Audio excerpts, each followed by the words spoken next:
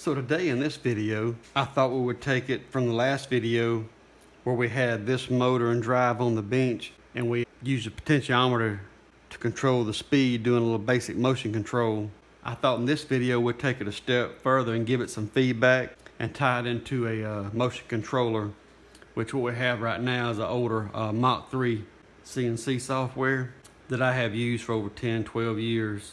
I just really like to use it. So I thought we would at least go through some steps and get this system up to the point to where we're doing some jogging and have a one-axis control within the Mach3 CNC system. Using the Vital Systems DSPMC motion control, which has an Ethernet interface, so we can use it with a laptop or any PC for that matter. But this is one of the many devices that can take Mach3 from the parallel port controller that it was first used for hobbyists and things, and it's just endless possibilities with it once we can actually have some different plug-ins from companies like Vital Systems. So there's so many out there, it's hard to name them all, but we'll look at this one today and we'll go step by step of what it took to get this to jogging the axis in Mach3. So one of the first things I done was found the encoder. This is an old Dynapar, and I just took this encoder and looking at the pinout, pin A is A and pin B is B on our actual encoder signal. D is going to be our 5 volts plus, and then F is going to be our common. And since this is going to be just a temporary testing, I just had some pins. These go with an amp connector, but they're the same diameters to go in. So A, B, D, and F. That's all we really need is our A and our B channel coming in. Our voltage will be supplied from this breakout board. And just to go ahead and mention that Vital Systems sells this breakout board, and it's really what you need. I only had one of them. I wasn't going to use this for actually an analog control when I bought it, but I did have one analog breakout, and I didn't realize for this demo I needed two, so I didn't think I could do this demo. But I did have an old just printer port breakout for a CNC. I had a couple spare boards, probably 10 or 12 years old. It doesn't go all the way to pin 25 like the Vital Systems 7711, but it just so happens I can use it for the encoder feedback as a breakout and still get my the signal back to the motion controller. So now we have our encoder. We have it wired into our breakout board, and you can find the pinout on Vital Systems website, as well as some other companies who use Vital Systems boards for Mach3 and CNC control.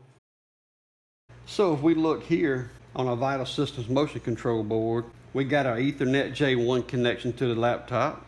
We have our J2 analog I/O, and we're using our J6, our encoder I/O, which is 0 to 2 for the encoder.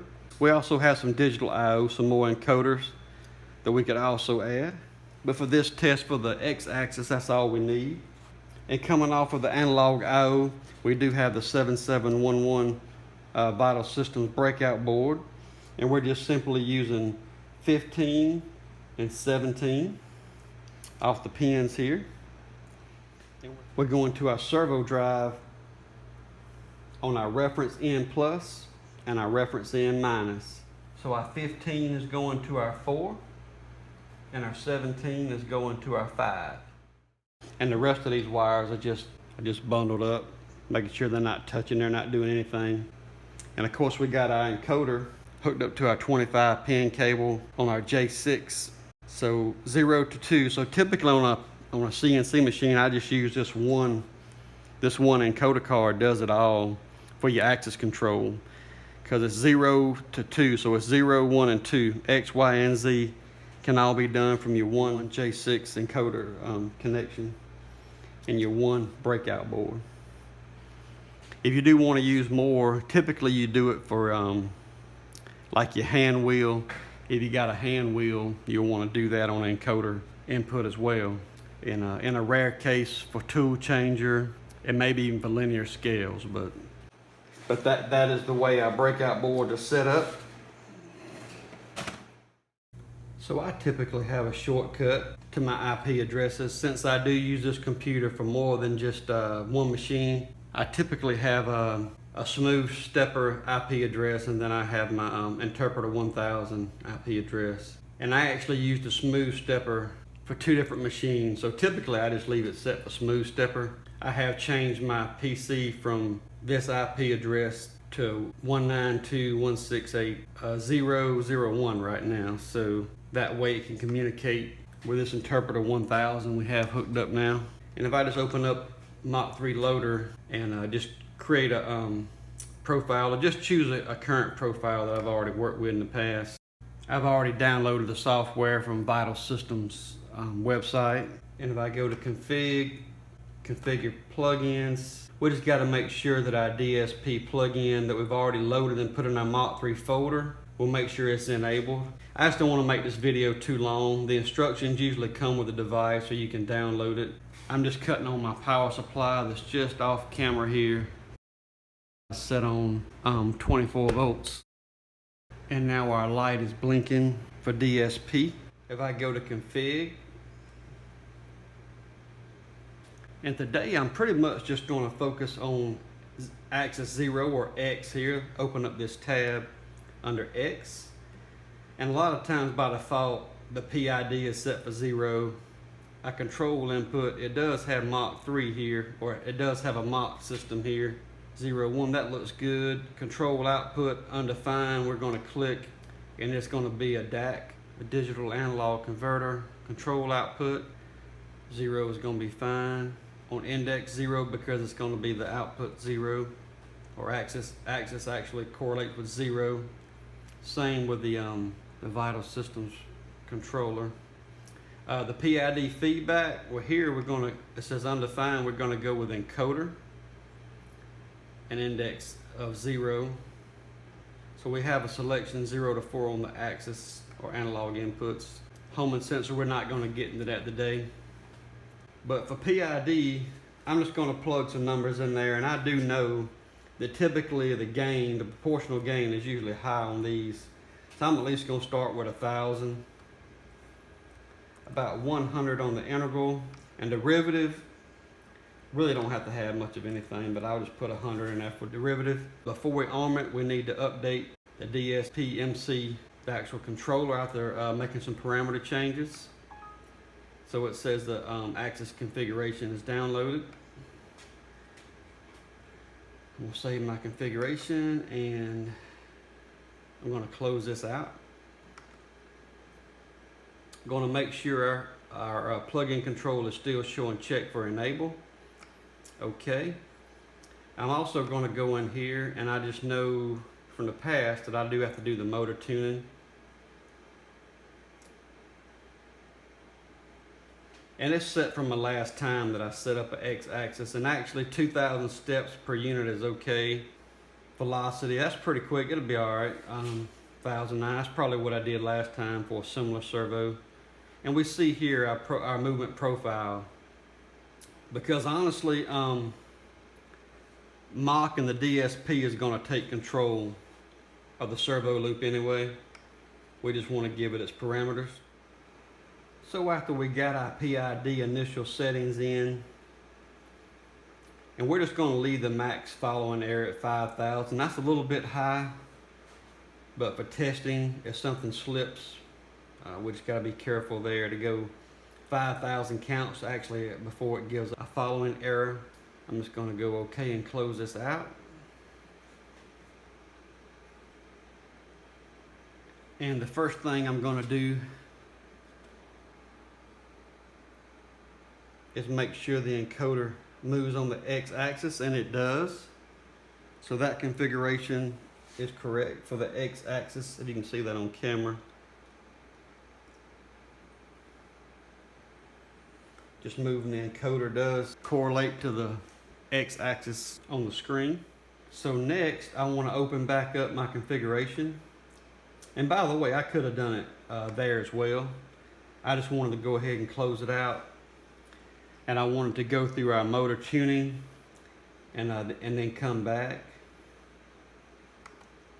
But if we go back into configuration in our DSP plugin, or our Vital Systems plugin, and go back to X, we see that our PID is still in there that we set. And we also have a readout here of our actual encoder feedback, so we could also do it here just as well. So now what I want to do is couple my encoder and just because this is a temporary measure, I'm actually gonna get a piece of heat shrink that I've already shrunk down on the shaft, and I slipped it back off. So just to save time, I've already had that ready. I bet y'all really liking that coupling right there. And if we go too fast, we might get a slip, we might get a speed max falling air fault here. If that happens, so be it. But now that we verified that our encoder's okay and we do have it connected to the shaft, I can either hit reset in the Mach3 software and try to jog it, but I'm going to do control from the DSPMC configuration window here. And I'm going to arm it, and you see we turn green. And to verify we're armed, I'm going to try to move this shaft, and it is fighting me. It's fighting me, but it's actually very spongy. It's not tight. So I know right off I need to go up a little bit higher on the proportional gain. Before I even try to run it, I'm going to take it up to at least 2,000. So once we type that in, it takes effect immediately. And it's better, but it's still a little bit sluggish. It's still spongy. So now a really neat feature of this software, we can leave this on auto reverse on our test motion window, or our test motion cell here rather. And we can move it a position of 1 inch in regards to our 2,000 steps per unit. Acceleration, I'm gonna leave that 100, and velocity at 200 units per minute. And when we hit execute, it's gonna move. And if we leave auto reverse checked, which I always do, we don't have to go reverse and back and forth. Every time we hit execute, this motor's gonna go 1 revolution and go back the other way. So this is a really, really cool feature if you're on a machine that may already be hooked to a lead screw and you can't move it but just a little bit. So you can actually test it without uncoupling if you had to. So we execute this. We saw it run. Let's do that again. You can see it run the other direction. And you see how bouncy it is? It's got good control as far as trying to make the right move or the right correctional control. But we see that it's really, really sluggish. So we can tell that our green is our actual speed. Our red is our commanded line. So we want to look at our red line. And our blue is our actual position feedback from our encoder.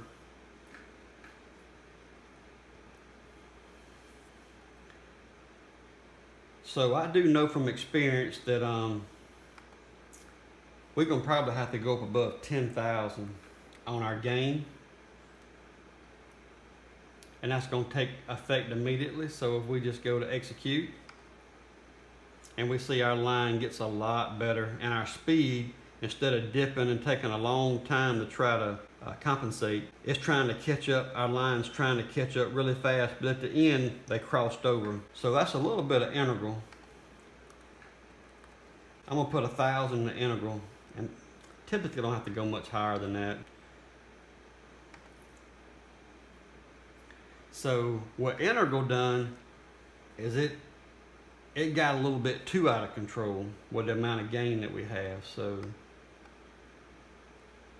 I think I'm going to try 20,000 on our gain. I'm going to step back down to 500 on our integral. Yeah, it's looking much better. And if we go over to our motor, oh, that's pretty tight. I can't hardly move that off the encoder at all. It's fighting me. That's a good sign. It's not squishy at all. So if I take this to 25,000, oops, hit the wrong button. Execute. We're looking really, really good here. Our speed's trying to hit and catch up, and it's not going crazy. I'm liking 25,000 pretty good.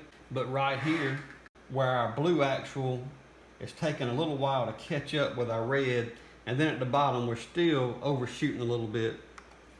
Same thing if we go the other direction, it takes a while to catch up. So I think I'm going to go ahead and try 30,000 in here.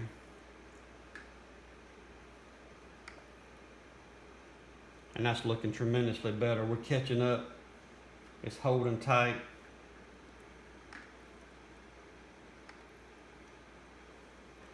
I like higher speeds, not fighting. So I'm gonna go to 50,000, which may or may not be okay. 50,000 actually looks pretty good. It got it to the line pretty quick. It held the line, and then it didn't overshoot much at all. Same way here. But I don't think I've ever seen one go over 100,000 without giving some issues.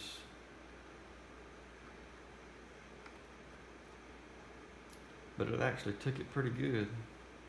All right, right there it started to fight just a little bit. Even at 100,000, it controlled really well with that much gain on it. This Vital Systems controller just does an excellent job of controlling that closed loop. But as we see here, hopefully you can see it on camera, the red and the blue line, even though they're tight, they start weaving in and out a little bit, or at least the blue line, I'm sorry.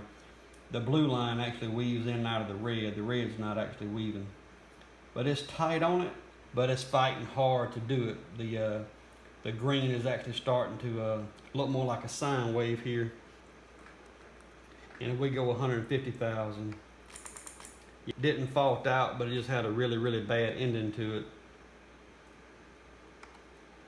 So we can definitely go crazy and go too much gain where it can actually fight itself.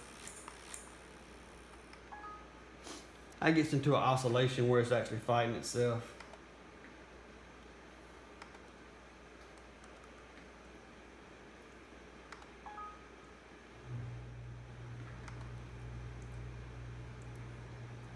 So we don't want to go above 110,000, and really on gain you don't need to be that high. I'm going to go back down to 45,000, and it's going to be plenty good enough for this this motor and encoder setup for this axis. We can make this 10 inches if we wanted to and watch it go, and see how it does over a longer period, which typically does show a lot smoother run. I did the really quick run because it's kind of a good check of how good your tuning is, because it has to make a lot of movement in a short amount of time as far as the acceleration and velocity go. If we step up to 250 in acceleration, we see that the motor speed had to pick it up drastically, but it recovered fine.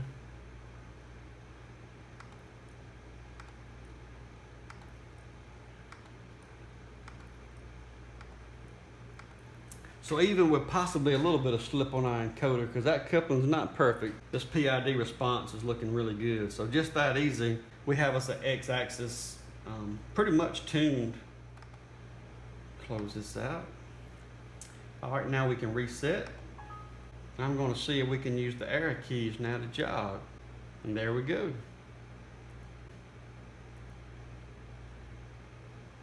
We're jogging the axis in Mach 3, smooth as it can be. Tab, we got it set for 10%. Let's go for 100% jog.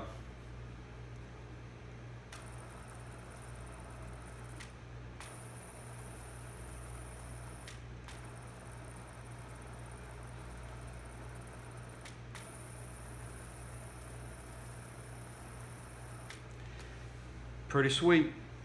Hold strong. Well, I just wanted this to be a quick video at looking into motion control, especially with the Mach 3 and the Vital Systems Ethernet motion control. If you found this video helpful, please like, share, and subscribe. Thanks for watching.